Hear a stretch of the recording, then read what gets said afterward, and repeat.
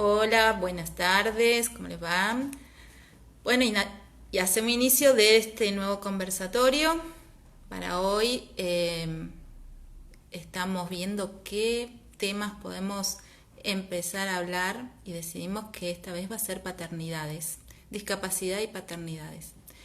Y para ello decidimos que la mejor que puede hablar de esto es la licenciada Gabriela Vélez, que es una integrante de la Fundación Tiempo de Integrarse, que se está realizando el magíster en desvanimiento y aparte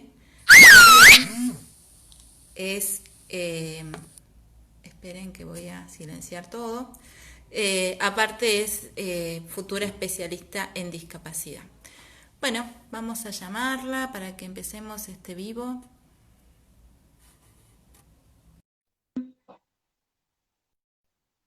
¿Cómo les va a todos? Tiene mucho fan, parece, la licenciada. Buenas, ¿cómo le va, Ah, licenciada? muy bien, licenciada. Hay especialista. Bueno, entonces, bueno, tenemos mucha gente que te está aplaudiendo, de ser que tenés fans por todos Ujú. lados. Pague Bueno, nada, publicidad. quería contarles que, bueno, que nos conocimos con Gaby haciendo la especialización en discapacidad, clínica de la discapacidad, y ella es una persona que ha venido de otro lado para estudiar acá. Así Mm. que, bueno, bueno, y acá se quedó, parece, no se quiere ir, ahora se quiere maestrar y pronto seguramente doctorar, no sé. Bueno, pero mientras tanto, que está en Tempito, va a seguir estando acá hablando con nosotros sobre temas importantes y hoy justamente es paternidades. ¿Y cómo es Sí. que le pusimos a nuestro nombre? Fue bastante controversial nuestras responsabilidades y construcción Pos- solidaria, sí. ¿sí? Posibilidades, responsabilidades. Vamos a ver qué de todo sale. Dale. Bueno, la idea es justamente la convocamos a Gaby porque ella está haciendo una investigación sobre el tema de paternidades en personas con discapacidad, ¿sí? Mm. Y bueno, no sé, contanos un poco a ver por dónde querés que arranquemos esta charla tan interesante.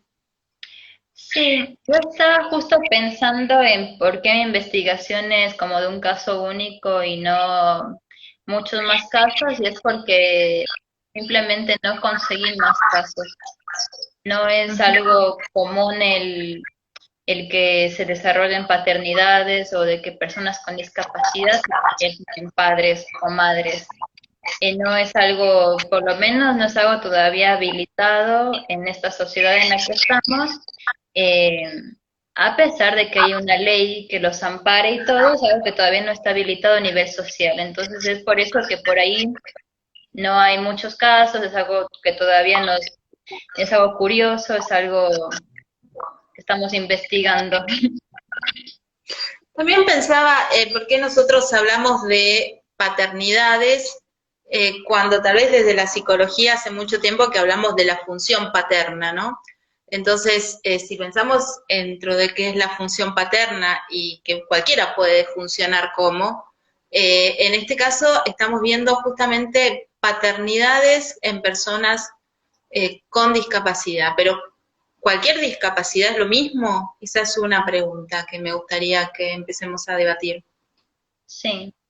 Sí, y me parece también importante señalar esta distinción en que estamos hablando de paternidades y que estamos relacionándonos a la función de un padre, y no como usualmente también se utiliza el término paternidad para a veces hablar de la madre y el padre, que también es, también obviamente hace ver también esta falta de distinción de género también.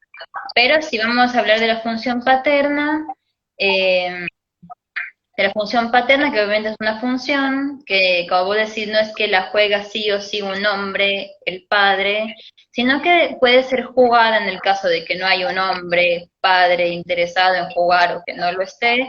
A veces es jugado por las instituciones educativas, por los terapeutas, por los familiares que están presentes, eh, por la gente que esté presente en ese momento también.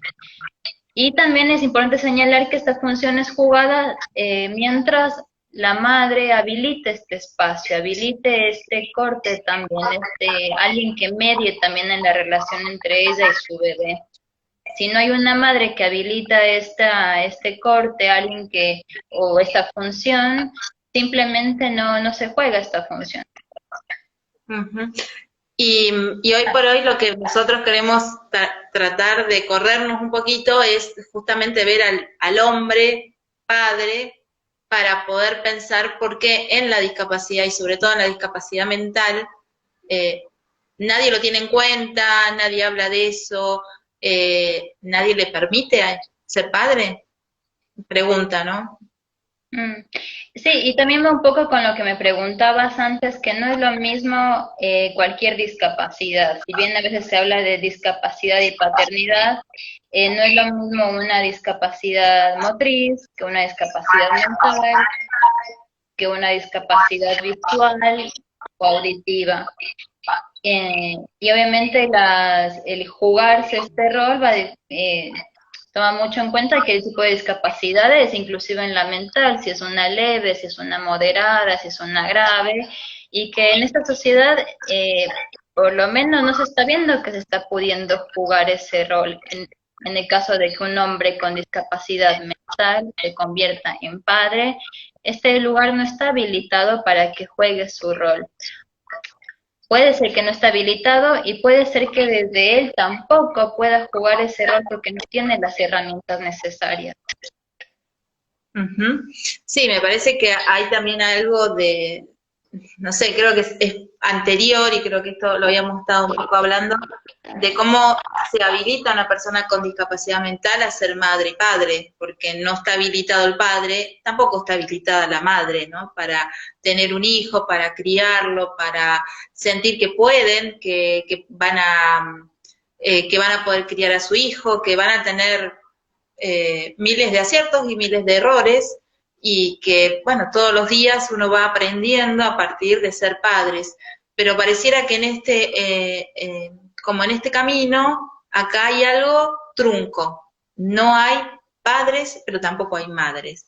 Hay un niño que es traído por una persona con discapacidad y en todo caso criado por los abuelos, dado en adopción para que alguien más lo críe, pero la función de ellos como padre y siendo que vos lo dijiste bien al principio, nadie lo puede como empezar a decir, bueno, sí, pueden ser padres, ¿por qué no? ¿Por qué no lo habilitamos? ¿Desde cuándo uno habilita a una persona a ser padre? Mi Mm, pregunta para vos. mi pregunta, tu pregunta. Yo creo que va como vos dices, es un momento muy anterior del sentirse con capacidades para.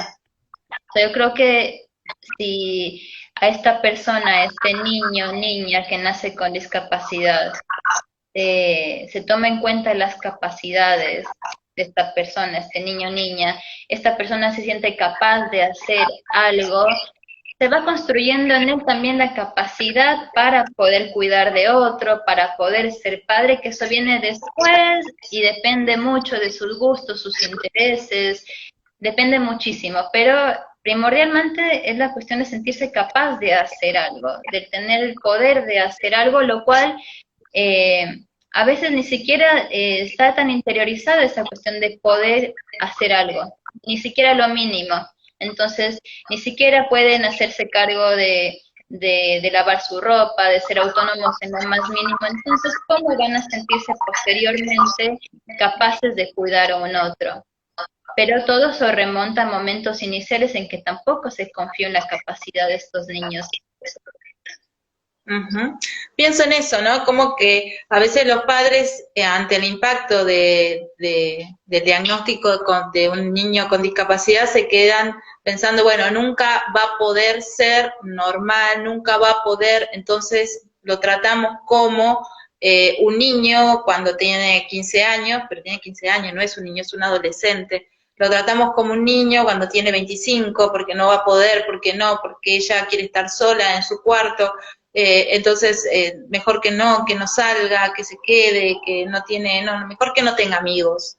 Todo en función del cuidado y en función de infantilizarlo, aunque ya no son niños, son adultos, ¿no? Entonces, sí tienen la posibilidad de poder tener o no tener, decidir tener o no tener un hijo, y muchos nosotros tenemos como ejemplos que sí, decidieron tener hijos y tuvieron su hijo, y pudieron, bueno, pudieron hacer su crianza a partir de que hubo alguien que acompañara esta crianza, ¿no?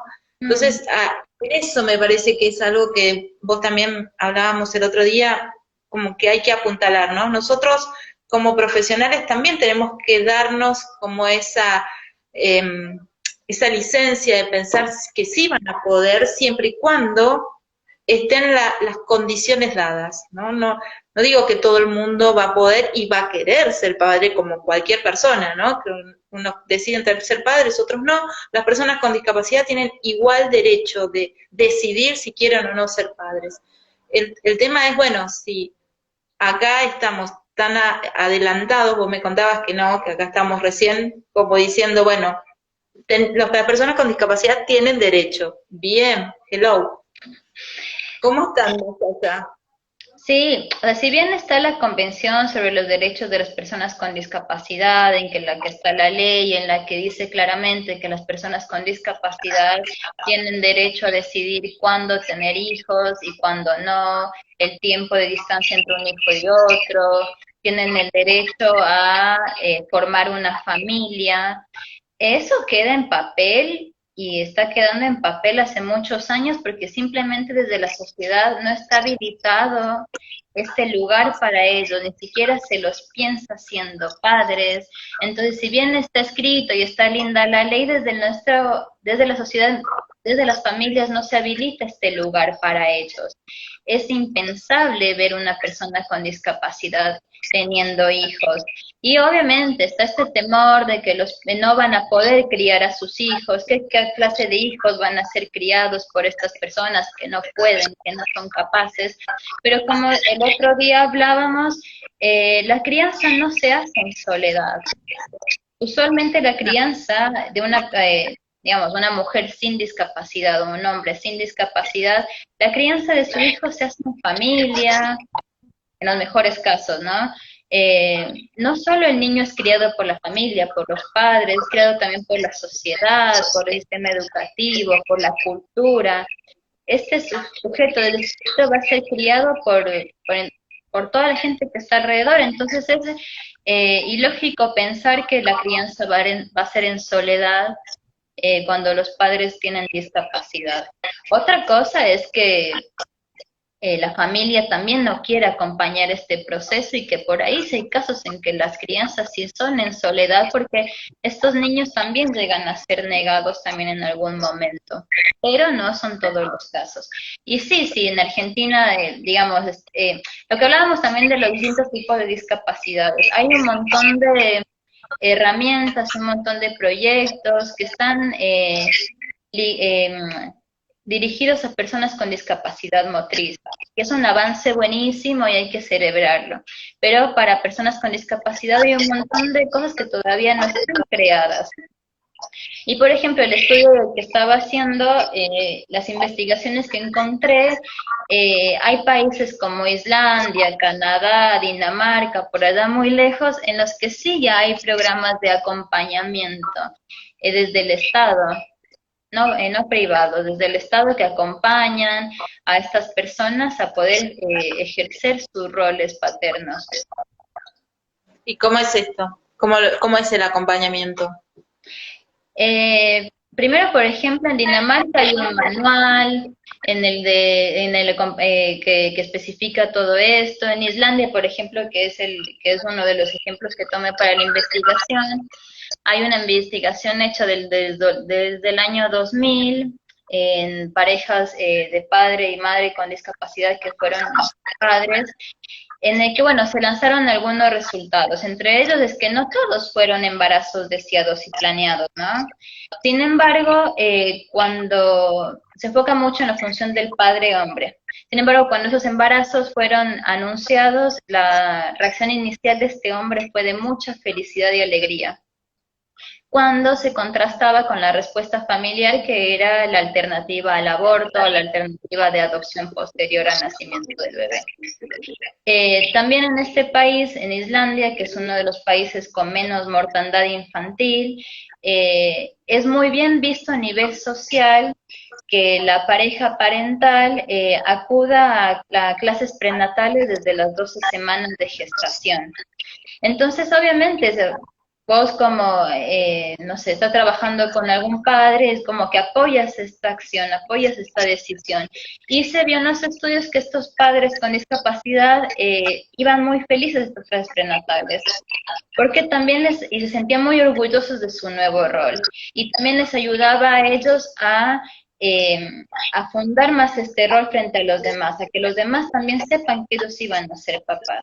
Y también les ayudaba a hacer más real la cuestión del embarazo, ya que obviamente por su cuerpo no estaba pasando el embarazo, estaba pasando por el cuerpo de su mujer, pero el hecho de ir ellos con su mujer a clases prenatales, para ellos les ayudaba un montón a hacerse más real la cuestión del embarazo. Y se vio que se esforzaron un montón para hacer las cosas bien, porque también saben y tienen el temor de perder sus hijos posteriormente en el juzgado. Entonces se hacen cargo y se esfuerzan mucho de hacer las cosas bien y mostrar a los demás que están haciendo las cosas bien y de formar una red de contención que sirva de garante ante los juzgados de que ellos están haciendo las cosas bien. Y sin embargo, también se ve que la participación de ellos es fundamental, pero posterior al nacimiento del bebé, vuelven a quedar fuera como de foco, porque el foco se centra en la mujer y este niño recién nacido. Entonces, inclusive en estos países que están mucho más avanzados, en los que, por ejemplo, se da 3 meses de pago a los padres desde parte del Estado para que estén con sus hijos, también no hay un acompañamiento posterior al nacimiento del bebé. Y enfatizan en la importancia de que haya un acompañamiento también para que sepan, para que a esta persona, a este hombre, lo ayuden a formar parte de este vínculo que está teniendo la madre con su hijo, que acompaña a su mujer también. Eso por un lado. Y por otro lado también se decía que muchas veces quedaban afuera de este vínculo primario porque estas madres también, sus mujeres, tenían un ideal muy grande occidentalizado de lo que tenía que ser su pareja como padre de su hijo. Y obviamente que no se reflejaba en un hombre con discapacidad. Ellos querían un hombre sin discapacidad que haga otro tipo de rol. Entonces, bueno, todo esto se señalaba junto con esta cuestión de la necesidad de preparar más, de que haya más profesionales que sepan identificar cuáles son las necesidades de un hombre al convertirse al padre, diferenciadas de las necesidades de una mujer al convertirse en madre, lo cual es muy necesario justamente para acompañar estos roles. Claro, yo pensaba en esto como, bueno, sí, es muy interesante el acompañamiento y es muy interesante primero saber si las personas quieren tener un hijo, vamos a empezar por ahí, que seguramente que de ahí está bueno el acompañamiento y el sostén, pero también creo que en esto hay que empezar previamente, por eso digo como que hay muchos lugares que ya está como muy trabajado este tema, pero también hay que pensar cómo es este lugar de la persona con discapacidad en esa sociedad. coyunturalmente en este lugar y en este espacio, en Argentina, recién estamos, no sé, pensando en que las mujeres eh, tenemos más derechos que los hombres, por ejemplo, entonces podemos empezar a decidir sobre nuestro cuerpo, podemos decidir si queremos tener o no un hijo, cuándo lo queremos tener, como que hay una coyuntura distinta para empezar a pensar, bueno, listo, las mujeres con discapacidad quieren o no quieren tener un hijo. No sé, acá estamos previo a eso todavía, o sea, estamos pensando, ¿están ellas con necesidad y deseo de ser madres? ¿O solamente, bueno, se impone que si yo quedo embarazada, tengo que abortar o tengo que dar en adopción? Porque vos no te podés hacer cargo de esa función materna, de esa función paterna, ¿no? Me parece que estamos como años luz de Dinamarca, Finlandia y todos esos países que ya están pensando otras cosas, ¿no? Acá estamos todavía como que recién ahora podemos ver a los chicos con síndrome de Down tal vez caminar por las calles, antes se los escondía, o sea, yo no estoy hablando, tenemos una diferencia de edad, pero yo cuando era chica no había chicos con discapacidad en la calle. Hoy por hoy, y gracias a una pelea que se dio desde la mirada del modelo social de la discapacidad, y bueno, no te bancás a una persona con discapacidad y bueno, el problema tuyo, no es el problema de la persona con discapacidad. Cuando nosotros iniciamos la conversación teníamos un grupo de salida donde íbamos a cualquier lado y en uno de los lugares donde fuimos, un lugar de hamburguesas muy famoso, bueno, la anécdota nos quedó porque fue muy fuerte. Nos sentamos con el grupo de chicos a comer una hamburguesa en una mesa y una persona que estaba atrás me dijo, ¿ustedes los van a dejar solo a ellos? Le digo, ¿cuál es el problema? No, si no me levanto y me voy. O sea, ni siquiera estar cerca de una persona con discapacidad. O sea, bien, vamos, hoy por hoy ya esto no pasa y creo que los grupos que salen a la calle hoy por hoy saben que las personas con discapacidad tienen el mismo lugar y el mismo derecho que todos. Nosotros cuando pensamos en salidas recreativas en tiempo no lo pensamos en otro día que no sea los sábados, justamente porque son los sábados que todos vamos y nos recreamos. ¿Por qué tenemos que ir un viernes? Porque hay menos gente, por las dudas. No. Entonces, desde esta naturalización de que todos tenemos los mismos derechos, es a partir de ahí a donde creo que es la razón por la cual vos no conseguís muchas personas que hablen de paternidades, porque tampoco nadie habla de maternidades tampoco, ¿no?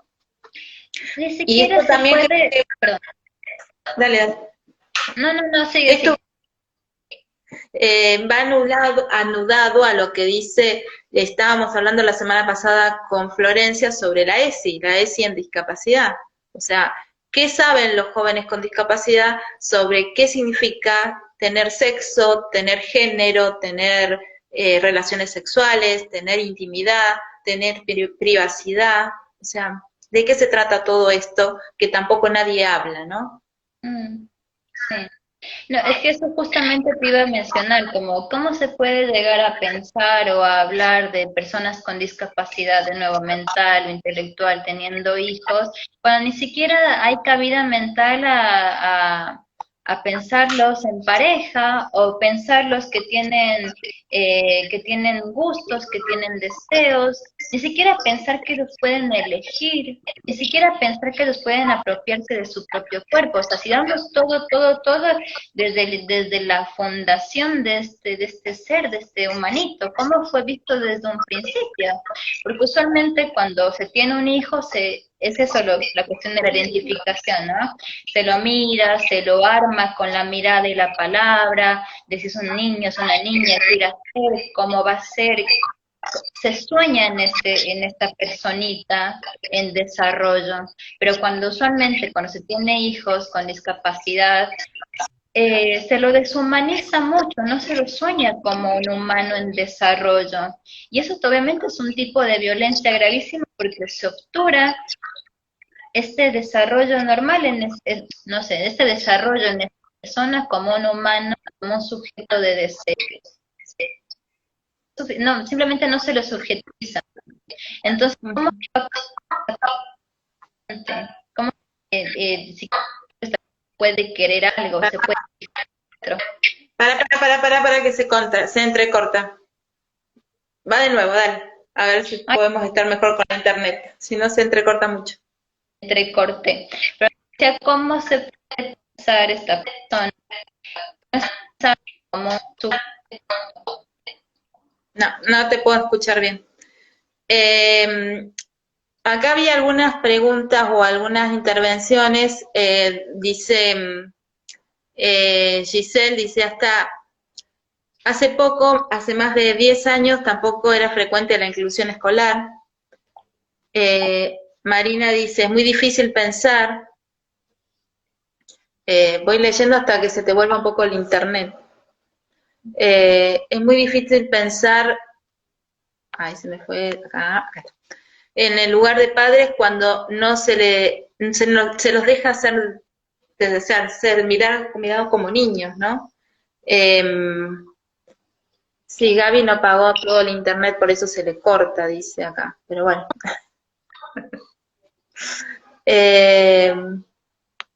Vamos a esperar que ella se estabilice un poco. Debe ser la hora, por ser eso. Había otra cosa que había dicho María del Carmen Montenegro. Claro, son muy distintas. Perdón, pero se va.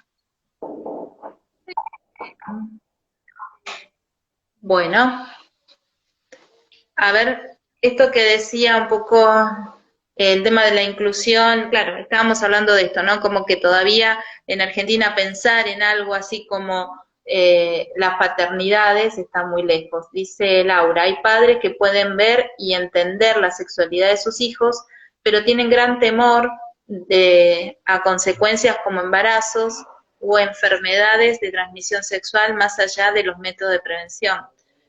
Sí, nosotros lo que queríamos pensar más que nada con Gabriela es justamente esto, o sea, sí, y hay padres que tienen discapacidad y hay padres que se los anulan esa función. Por más que no se hable, las personas con discapacidad son padres. Lo que pasa es que están totalmente anuladas y no hay posibilidad de trabajarlos y de que acompañen y que cumplan una función que podemos designar cuál sería esa función, si quieren podemos hablarla. Y no tiene que ver con la prevención del embarazo, creo que acá estamos hablando de la función ya cuando una pareja decide o no y son padres, ¿no? Entonces, ¿qué pasa con ese lugar de papá que es borrado? No existe, no está. Bueno, te lo doy un ratito para que lo lleves a la plaza. Sí, dame la plata para que lo mantengas, o la familia tiene que dar la plata, pero ¿en qué de la crianza interviene ese padre, no? Bueno, estoy al lado del mundo, ¿no? No sé si te estoy escuchando bien. Seguí hablando, por favor. Bueno, que también tiene que ver mucho con esta cuestión de cómo el rol de padre en la cultura. Uh-huh. Entonces, eso es querer ser esta persona. Ya hemos hablado de que culturalmente los padres, el se desdibuja mucho en general.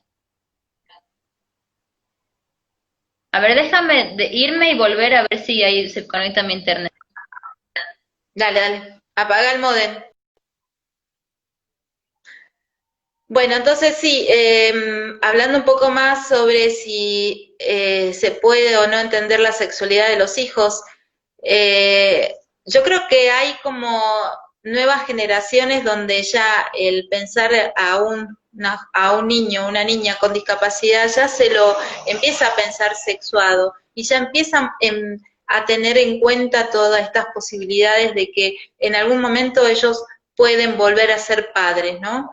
O pueden volver, no, pueden ser padres. Hasta hace poco, bueno, no, ni siquiera estamos en condiciones de decir que puedan tener amigos de otro sexo, porque seguramente la quiere llevar a tener relaciones, entonces mi hija no se va a poder defender de esta situación y va a estar sometida otra vez. Entonces, bueno, me parece que salvando todas estas cuestiones que sí sabemos que existen, por ahí a mí me interesaba mucho la investigación que está haciendo Gabriela para su maestría, que tiene que ver con esto, como que de las maternidades se hablan, pero de las paternidades directamente se borra. No hay nada, no hay nadie que ponga palabras sobre esto. A mí me parece que la situación de la paternidad como función y como varón, en este caso, se desdibuja un montón y nadie lo avala y nadie acompaña, ¿no? Ayer hablábamos un poco con Gabriela sobre esto, o sea, no es que no existe, no podemos decir no hay nadie que, a ver si la puedo encontrar, Gabriela, no hay nadie que diga, bueno, no, no se da la paternidad en la persona con discapacidad, no, esto no pasa. No, pasa, y pasa un montón de veces. El tema es que nadie ocupa ese lugar. Nosotros sí tenemos ejemplos cercanos donde estuvimos acompañando a una pareja cuando decidió tener su hijo. Se le acompañó a la persona que está embarazada, se acompañó a que pueda... Ahí viene. Bueno, vamos a ver si podemos lograr que no se le corte.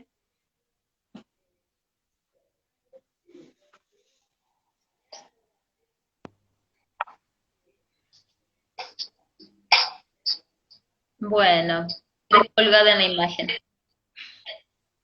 Bueno, estamos bien, te dije que tenías que pagar la internet.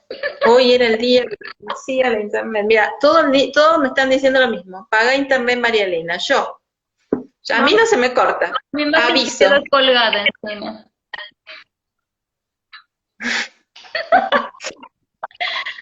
Bueno, me voy y vengo, pero no puedo quedarme así con esa imagen. Dale, te espero de nuevo. No sé si quieren alguna pregunta. Bueno, subestiman los recursos reales que tienen muchas personas con discapacidad. Sí, sobre todo eso. Sobre todo eso, sobre todo subestiman desde el momento en que se dice, bueno, no va a poder vivir solo, no va a poder trabajar, alguien se va a tener que hacer cargo de él. Y cuando vemos que esto empieza a suceder distinto, no le damos más oportunidades, como que volvemos a dejarlos con esta imposibilidad de, bueno, no, hasta ahí, un poquito, nada más, un poquito. Olviste, ahora sí. Dije muchas cosas de vos horribles, así que ahora vas a ver. Nada, que le contaba un poco que nosotros decidimos tomar este tema porque la paternidad era como algo ni siquiera hablada, ni siquiera nombrada, pero que sí se da y todo el tiempo. Sí. Bueno, ojalá se me escuchen. Sí, está perfecto ahora. Ah, bueno. Sí, porque usualmente se habla mucho más de maternidad y son tomados los casos de maternidad, pero los de los padres no. Bueno, acá quieren que siga contando lo que hicimos en el acompañamiento de las personas que estaban embarazados y que de común acuerdo decidieron tener su hijo. Nos vinieron a contar a nosotros de que iban a ser padres y que nosotros le dijimos si era eso lo que querían o si querían tomar otra opción. Ellos decidieron que sí querían ser padres. Se les acompañó durante todo el embarazo a los dos, porque los dos estaban muy involucrados en esto. Primero para hablar con sus padres, después con los padres de él, con los padres de ella. eh, ellos estaban muy seguros de lo que querían.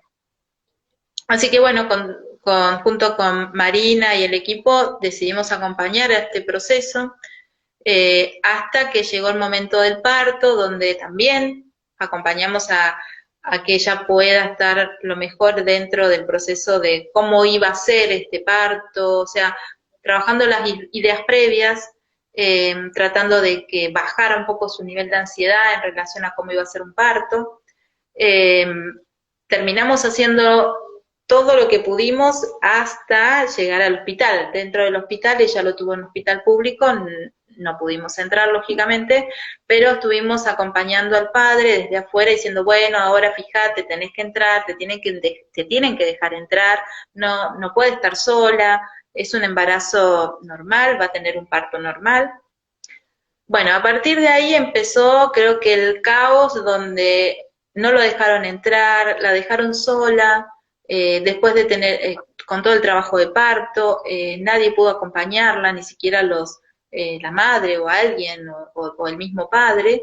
Eh, Ella la pasó muy mal en ese momento de alumbramiento porque no había nadie que estuviera con ella. Por más que nosotros desde afuera quisiéramos, el hospital público tiene como, bueno, se hace así o se hace así, no hablemos del parto respetado ni mucho menos. Eh, Así que bueno, a partir de eso, una vez que nació el bebé, ella se quedó después cuenta el padre, en un pasillo frío, porque bueno, se me ocurre todas esas cosas de un hospital, sin nadie, sin él, sin la madre, sin nadie, todo el mundo afuera tratando de pedir y exigir que los dejen entrar, y fue muy difícil hasta que lograron hacerles entender que no podía estar sola. Y era una de las cuestiones que más se hablaron con los padres, no dejen solo en este primer momento porque es de mucha angustia. Cuando uno tiene un bebé, o las madres que tienen un bebé, lo primero que quieren es estar con su bebé y con alguien que los acompañe para, bueno, acá está, quiero mostrarte, este es mi bebé, ¿qué hago? Bueno, pasaron más de 7 horas, creo, que ella no tuvo contacto con nadie más que con las enfermeras, lógicamente. Bueno, digo, uno puede acompañar hasta donde el sistema deje, por eso digo que es muy importante que todos los profesionales también tengamos como esta mirada de los derechos sobre las personas con discapacidad, esta mirada de que el parto es respetado, sea donde sea en el hospital, sea en tu casa, sea en una clínica privada. Eh, Me pareció que ahí había algo que no estuvo bien. Y a partir de ahí, bueno, ella se fue a su casa y su madre se hizo cargo de ayudarla a criar, y el padre quedó afuera porque no eran pareja convivientes. Eh, y bueno, tengo mis anécdotas sobre esto, pero me parece que hay situaciones donde quisimos seguir entrando para acompañar y bueno, y ahí hubo como una cerca y no pudimos avanzar. Siempre apuntalamos mucho al padre, creo que por eso vos también estás trabajando sobre esa persona y su vinculación con este hijo, pero siempre queda como el tío, digamos, no es el padre, es el tío que no termina de decir, hacer o intervenir sobre las cosas que son necesarias para que este chico pueda ser un buen papá. Y creo que lo trata de hacer muchas veces y con muchas ansias, pero queda por afuera otra vez, ¿no? Mm. Sí, es que también la función que pudiera estar realizando tal vez responde a un rol social, que es justamente esta de aportar, como vos decías, aportar económicamente, sacar a su hijo al parque, hacer estas funciones más desde el rol social, pero desde la función subjetiva de estructurar, de formar a este niño o niña, a veces no lo logra, no se logra eso. Pero ¿por qué no hay herramientas propias? pero tampoco se trabaja para que esas herramientas estén, porque creo que tanto, no sé, tanto a esta mamá que fue madre y a su familia se trató de acompañar, pero llega un momento en que las puertas se cierran y hay una decisión familiar que es nosotros nos hacemos cargo.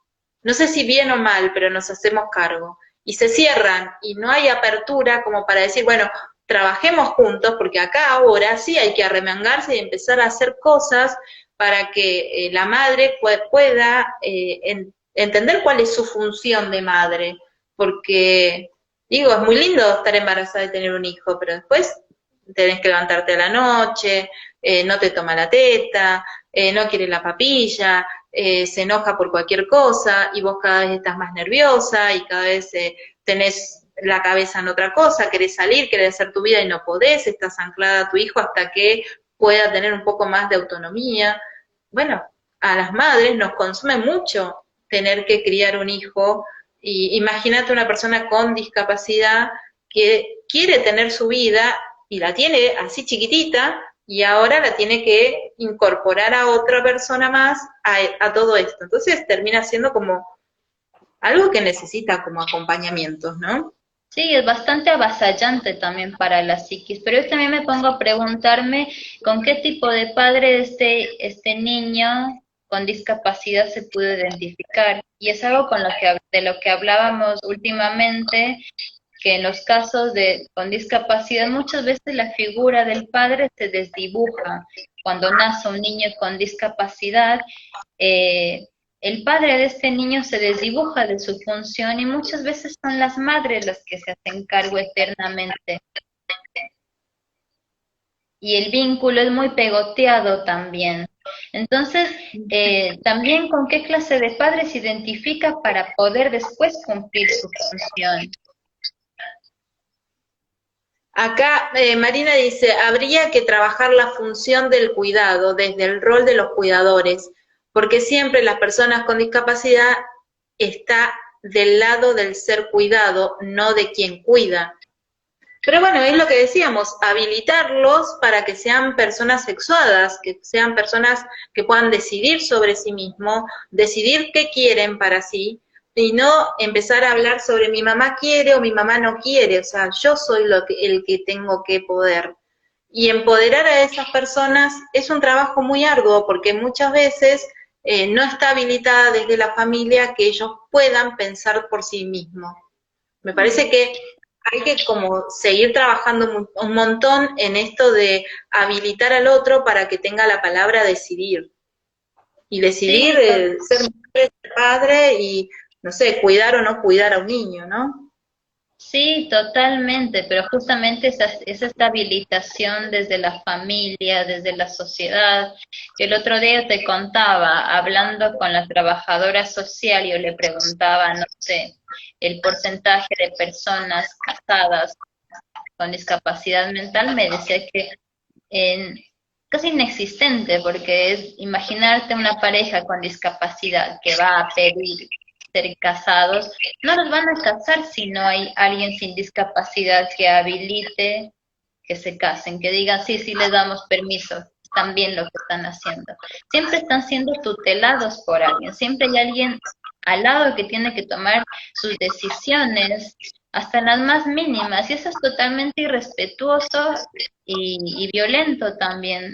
Obviamente no los capacita mucho más, yo creo que el objetivo es en discapacidades, fijarnos en las capacidades, en que sean cada vez autónomos, independientes, en que tengan los mismos derechos que los demás humanos, que puedan soñar, que puedan realizarse, pero siempre con ese tutelaje al lado que los incapacita mucho más, es muy difícil. Sí, como que no pueden empezar a ver, yo siempre trabajo con grupos en la fundación y muchas de las cosas que trabajamos es esto, ¿no? O sea, ¿cuál es su decisión? Sea buena o mala es su decisión y sobre esa decisión uno tiene que poder hacerse cargo. Me puede ir bien y me puede ir mal, pero la decisión es mía. Y si yo no voy y contrasto que con la realidad lo que estoy decidiendo está bien o mal, no voy a poder saber si realmente me va a ir bien o mal. Porque si yo digo, ah, no, mirá, eso que vas a hacer te va a ir re mal, no te va a ir bien, vos no podés, ¿cómo vas a salir solo a la noche? ¿A qué hora vas a volver? No, el Uber te puede violar, el señor del Uber, no, no podés ir a tomar una cerveza porque no, porque la gente que va a tomar una cerveza se puede burlar de vos. Digo, no hay como, bueno, dale, es tu espacio, hacelo, yo te acompaño si querés y me quedo más tranquila, te voy a buscar si es muy tarde, arreglar con tus amigas, el arreglar con tus amigas es yo al lado en otra mesita viendo cómo vos estás con el otro, o sea, los padres siempre están viendo y con los ojos y con la mirada a estos que se juntan para hacer algo distinto, ¿no? No hay como esa permeabilidad de decir, confío en mi hijo, confío en mi hija. ¿Y por qué No, confío? Porque le doy las herramientas. es que es eso justamente, ante falta de herramientas, o sea, ¿cómo no va a haber temor? O sea, más bien dicho, hay mucho temor. Lo que nosotros intentamos es que ese temor en lugar de preocupación se convierta en ocupación. Ocúpate en que tu hijo tenga las herramientas de defensa. Si temes tanto que tu hija salga y sea violada o que sea abusada, porque acaso de nuevo la polaridad, o que son angelicales y que no se pueden, no piensan, no desean nada y por ende pueden ser sujetos de abuso, o que tienen una sexualidad desbordada sin límite, lo cual sí puede suceder, pero no es porque la discapacidad eh, los condicione así, es porque la familia los estructura así, es porque la mirada social los estructura así. Entonces hay que darles herramientas de defensa, que sepan lo que es privado, lo que es público, lo que es un distanciamiento, que sepan diferenciar lo que es suyo, lo que es del otro. Pero si no se los habilita, si no hay palabra que mediatice todo esto, están sin herramientas. Sí, me parece que es algo a lo cual nos tenemos que como comprometer como profesionales de la salud y como también comprometerlos a los padres a trabajar en esa línea, la línea de, bueno, sí, hay cosas que no va a poder, hay cosas que sí van a poder, y hay cosas que va a tener que decidir qué quiere, porque la decisión no termina siendo tuya como padre o madre, sino de él, aunque se equivoque, digo, yo tengo hijos y miles de decisiones de ellos a mí no me parecen, pero bueno, como madre tengo que decir, bueno, si vos lo querés hacer, no acuerdo, pero bueno, hacelo. Y está bien que lo hagas, ¿sí? Entonces, si está bien que lo hagas, se equivoca, evidentemente después viene y podemos replantearlo, hablarlo y decir, bueno, tal vez te equivocaste, pensemos por otro lado. O sea, esta charla uno tiene con cualquier hijo, ¿por qué no con una persona con discapacidad? O sea, ¿sabemos cuáles son las limitaciones? Sí sabemos, y no estamos diciendo, no, van a poder ser todos padres, madres, abuelos, no, estamos diciendo que hay mucha cantidad de personas que no lo van a poder hacer, pero muchas que sí, pero esas que sí ni siquiera están habilitadas. Entonces, empecemos a habilitar porque la realidad es que la ley, la convención nos avala y nos está diciendo que hacia ahí tenemos que tender. Ya basta de dejarle a otro en otro lugar, escondido, sin posibilidades, que solamente puedan decidir los padres por ellos. Hay un criterio tutelar que ya vamos a invitar a alguna abogada para que nos hable sobre justamente esto, que no nadie ya inhabilita, sí, nadie, tenía otra palabra que no me sale ahora, no deja que las personas con discapacidad no hagan absolutamente nada. Solamente hay una inhabilitación que es limitada para realizar, no sé, ventas y cosas así, pero nada dice sobre no pueden casarse o no pueden tener hijos. Creo que al contrario, o sea, si es de su necesidad y es porque quieren y es porque es algo planeado, como cualquiera y hay niños que vienen a la vida, insanía, gracias Marina, ya no son insanos, sino son inhabilitados en algunas situaciones. Entonces me parece que pensarlo como personas sexuadas, pensarlo en que personas que puedan tener hijos, pensarlo. No sé si es lo que va a pasar, pero hay que pensarlos. Y si no lo pensamos, no podemos accionar, O sea, si lo negamos, igual está y va a pasar. Si ellos quieren, y tenemos el ejemplo, sí pasa, porque decidieron, porque quieren, porque lo sostienen.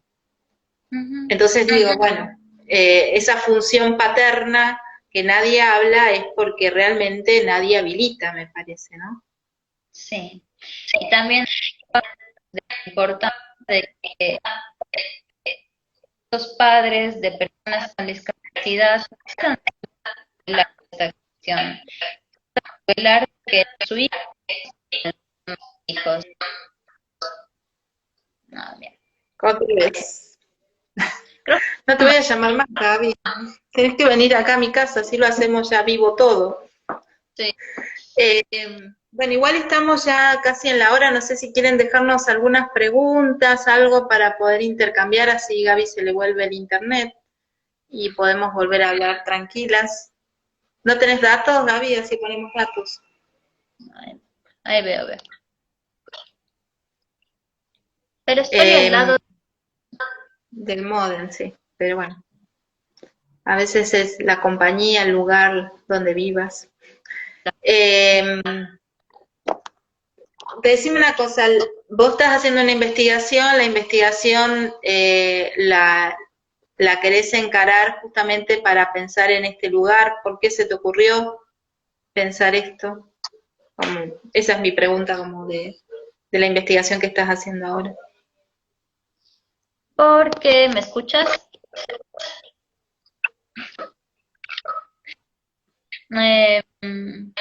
Porque parece súper importante habilitar el espacio, dar lugar del,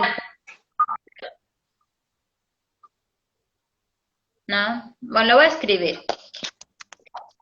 Bueno, se cansó mi entrevistada. Si tienen alguna pregunta, sería muy importante para poder empezar a cerrar un poquito el tema.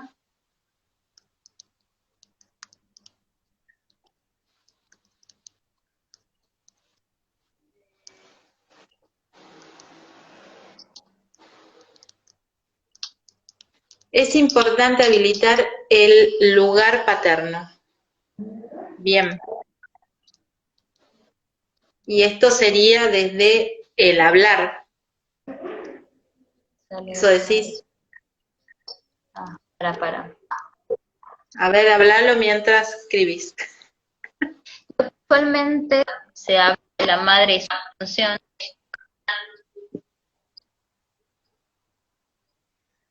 Bueno, usualmente se habla de la madre y su función, claro, y no del padre y su función.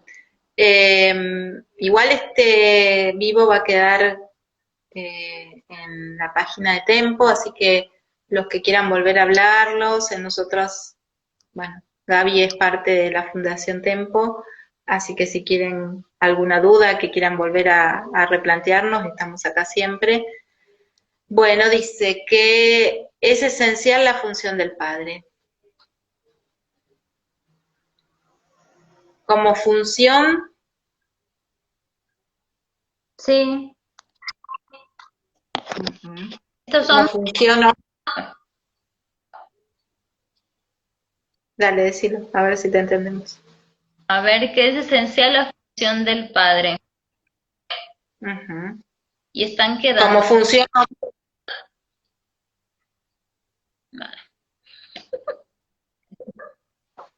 como función de hombre o como función como ley que viene a cortar la diada.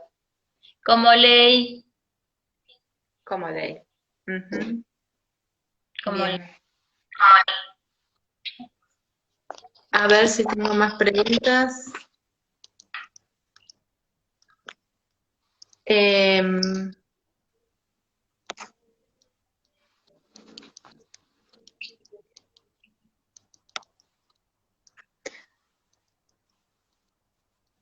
Bueno, la investigación mostró diferencia, depende del tipo de discapacidad. ¿Cuáles? Pregunta Leticia. Que solo me estoy estudiando la capacidad mental.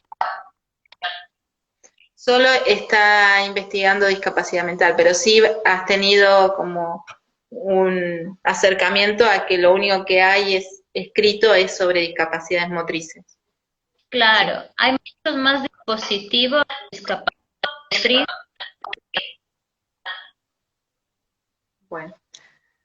Bueno, Gaby, yo creo que vamos a dejar acá. La próxima vez este conversatorio vamos a tener que pagarte la internet, no sé qué decir.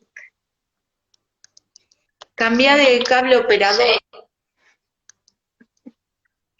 cambiate de casa, anda a vivir en un lugar con menos tránsito. Dale, venís con mi casa, a mi casa y hacemos 1,5 metros de distanciamiento y con barbijo. Bueno, te damos las gracias. Como siempre, va a estar el vivo en la página, así que pueden seguir viéndolo ahí. Y bueno, la semana que viene vamos a venir con otro tema. Si tienen también ganas que toquemos algún tema en particular, nos mandan, así vamos buscando también invitados. Esta vez necesitó que estuviera alguien que trabaja con nosotros y que está haciendo una investigación, una maestría y una especialización en el área, que venga a contarnos un poco sobre algo eh, tan acallado que nadie dice absolutamente nada y está pasando todo el tiempo. Bueno, gracias Gaby, te quiero mucho, ¿sabes? Yo también. Los quiero, hasta luego, gracias por estar.